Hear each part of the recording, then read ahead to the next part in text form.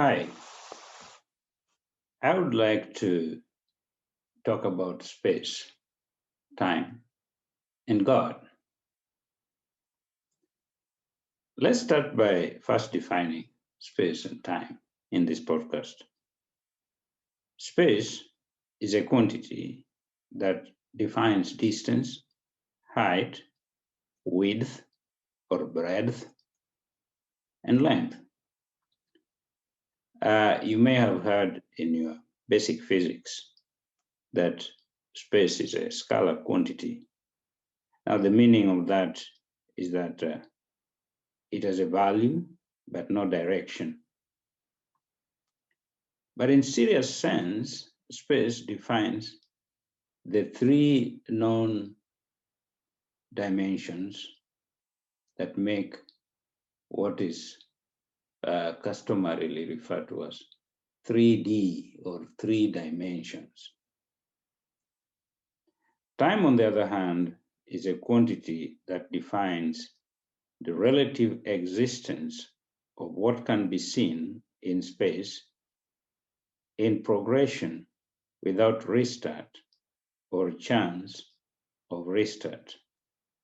Time is absolute and it defines the progression of nothing to something and the progression of something to nothing. Time can be defined as a fourth dimension, and a combination of time and space makes movement definitions and direction definitions. Students of mathematics and engineering are familiar with a branch of science known as finite element. Now, this has got to do with progressive addition of space relative to time. A replacement to finite element is finite difference. In a certain branch of mathematics called calculus, one can break down complex integrations and differentiations into simple algebra by use of finite difference methods. The whole idea of these mathematical methods is to try and combine time and space in a model in order to predict what will happen when an engineered product is put into use. For example, when a lorry runs over a bridge, a structural engineer will want to draw something called influence line, which will predict how the bridge will react when the lorry is passing over the bridge. It makes practical sense to play with these two quantities in physics, mathematics, and applied science for the sake of daily advancement. But has it ever occurred to you what is the total size of space, or what is the beginning and end of time? Has it occurred to you that time and space may also be brought into existence, just like what they bring into existence? In philosophy, there's a theory called the theory of causality. As per the theory of causality, there's a cause for everything.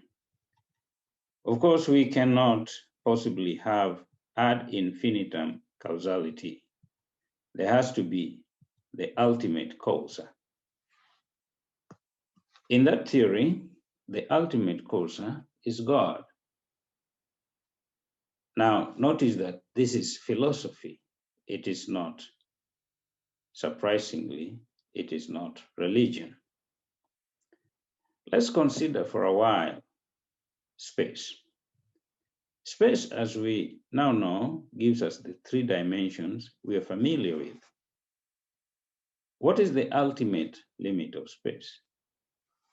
Probably we may never know from our present knowledge how big or how small or what is the extent of the space.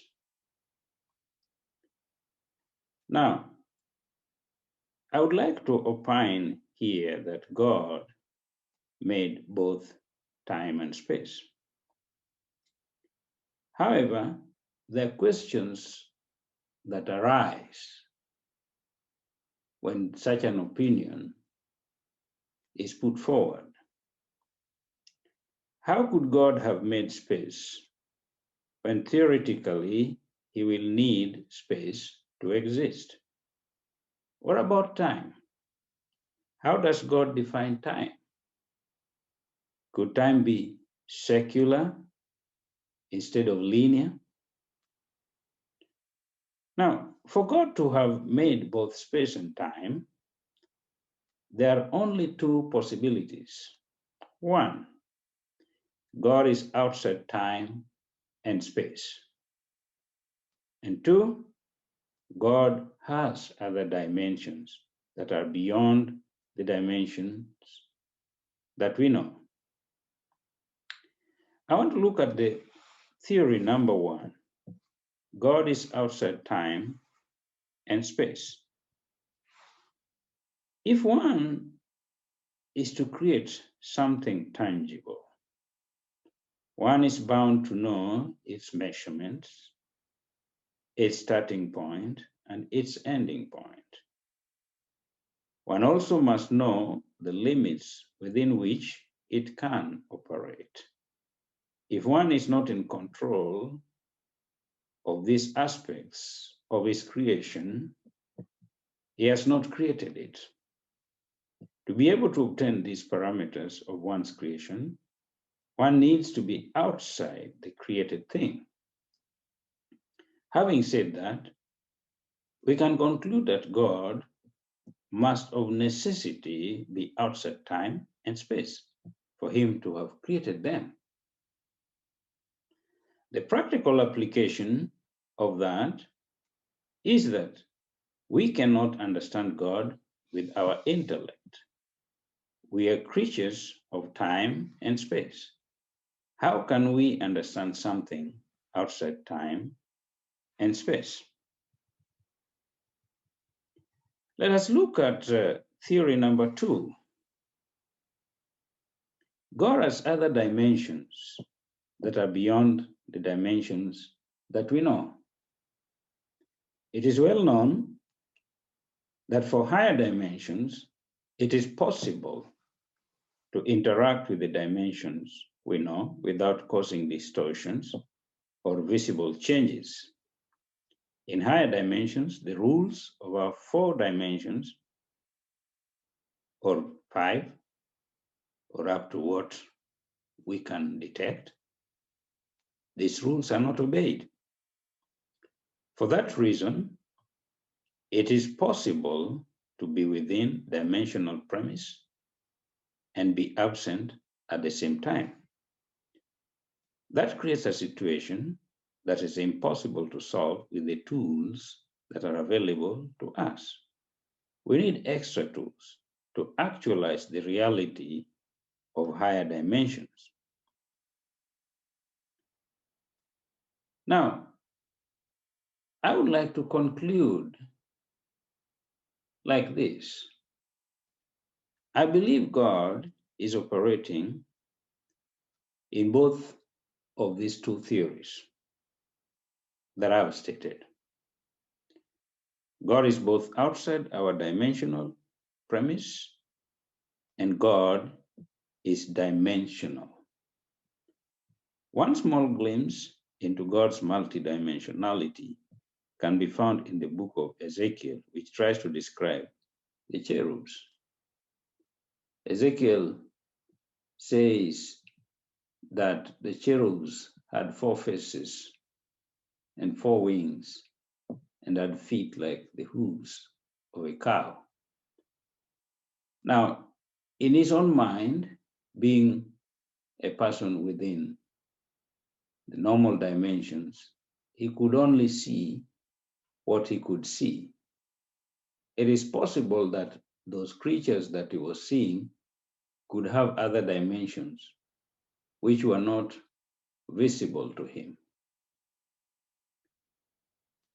The whole idea of a God who is outside our dimension and who is multi-dimensional is that it is a fallacy to try to understand him with our own minds.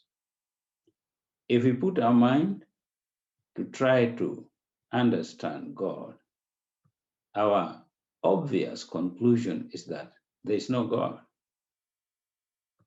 But if we got another tool, which of course he has provided, then we can be able to understand him.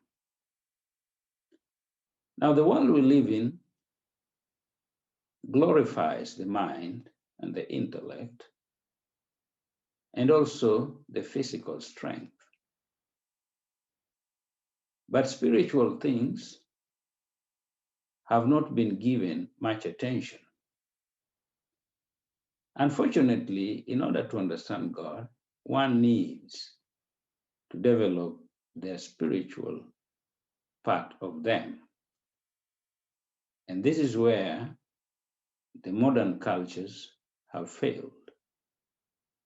And their conclusion is tragically that God does not exist. Thank you.